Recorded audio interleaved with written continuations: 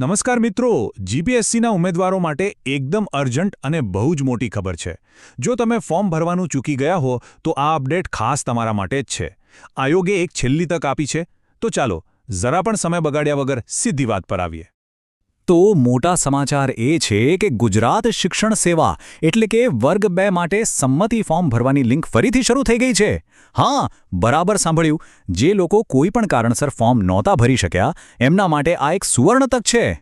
પણ એક આપજો, આ તક ફક્ત અને ફક્ત જાહેરાત ક્રમાંક 100/2025-26 માટે છે. એટલે કે ગુજરાત શિક્ષણ સેવા વર્ગ 2ની વહીવટી શાખાની જે ભરતી છે માત્ર એના માટે જ આ ફોર્મ ફરીથી ખોલવામાં આવ્યા છે. સૌથી અગત્યની વાત, તારીખો. સમય બહુ જ ઓછો છે એટલે ક્યાંક નોંધી લેજો. ફોર્મ ભરવાની લિંક 21 ફેબ્રુઆરી સાંજે 5 વાગ્યાથી શરૂ થશે અને 24 ફેબ્રુઆરીએ સવારે 10 વાગ્યે બંધ થઈ જશે. એટલે કે માંડ 2-3 દિવસનો જ સમય છે. છેલ્લી ઘડીની રાહ જોયા વગર ફટાફટ ફોર્મ ભરી દેજો. તો હવે વાત કરીએ ફીની. કારણ કે આ બીજી તક છે એટલે આ વખતે ફીના માળખામાં થોડો ફેરફાર છે. તમારે ઓરિજિનલ ડિપોઝિટ સાથે એક લેટ ફી પણ ભરવાની રહેશે.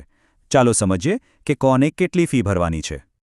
સ્ક્રીન પર તમે જોઈ શકો છો, જે બિન અનામત એટલે કે જનરલ કેટેગરીના ઉમેદવારો છે એમને ₹504.72 ડિપોઝિટ અને એની ઉપર ₹500 લેટ ફી ₹1004.72 ભરવાના છે. અને જે અનામત કેટેગરી મહિલા ઉમેદવારો અને દિવ્યાંગ ઉમેદવારો છે એમના માટે ₹404.72 ડિપોઝિટ અને ₹400 લેટ ફી એટલે કે કુલ ₹804 ભરવાના. હવે સવાલ એ થાય કે ફોર્મ ભરવું કઈ રીતે? ગભરાવાની જરૂર નથી. પ્રોસેસ એકદમ સિમ્પલ છે. ચાલો ફટાફટ એના સ્ટેપ્સ પણ જોઈ લઈએ. સૌથી પહેલાં તો જીપીએસસીની ઓફિશિયલ વેબસાઇટ gpsc-ojas.gujarat.government.in પર જવાનું છે. ત્યાં તમારા આઈડીથી લોગિન કરશો એટલે તમને કન્સેન્ટ ફોર્મનો ઓપ્શન દેખાશે. બસ એના પર ક્લિક કરીને તમારી વિગતો ચેક કરીને ભરી દો અને છેલ્લે ઓનલાઈન ફી ભરીને પ્રોસેસ પૂરી કરી લો. એકદમ સરળ છે. કે ફી ભરી દીધી, પણ હવે સૌથી મોટો સવાલ કે આ જે વધારાની લેટ ફી ભરી એ પાછી મળશે ખરી? તો આનો જવાબ છે એક મોટો ના. આયોગે એકદમ ચોખ્ખું કહ્યું છે કે લેટ ફીની રકમ કોઈ પણ સંજોગોમાં રિફંડ નહીં થાય. તો આ વાત મગજમાં બરાબર ફિટ કરી લેજો. પછી પેલી ઓરિજિનલ કન્સેન્ટ ડિપોઝિટનું શું?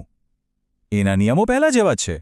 જો તમે પરીક્ષામાં હાજર રહેશો તો જ તમને મૂળ ડિપોઝિટની રકમ પાછી મળશે. લેટ ફી તો ભૂલી જ જાઓ, પણ જો પરીક્ષામાં ગેરહાજર રહ્યા તો મૂળ ડિપોઝિટ પણ જશે. એટલે પરીક્ષા આપવી ફરજિયાત. ફરી એકવાર યાદ અપાવી દઉં, આ છેલ્લી તક છે. આના પછી કોઈ એક્સટેન્શન મળવાનું નથી. આયોગે સાફ કહી દીધું છે કે 24 ફેબ્રુઆરી સવારે 10 વાગ્યા પછી કોઈ પણ સંજોગોમાં મુદ્દત વધારવામાં નહીં આવે. એટલે પ્લીઝ છેલ્લી મિનિટ સુધી રાહ ના.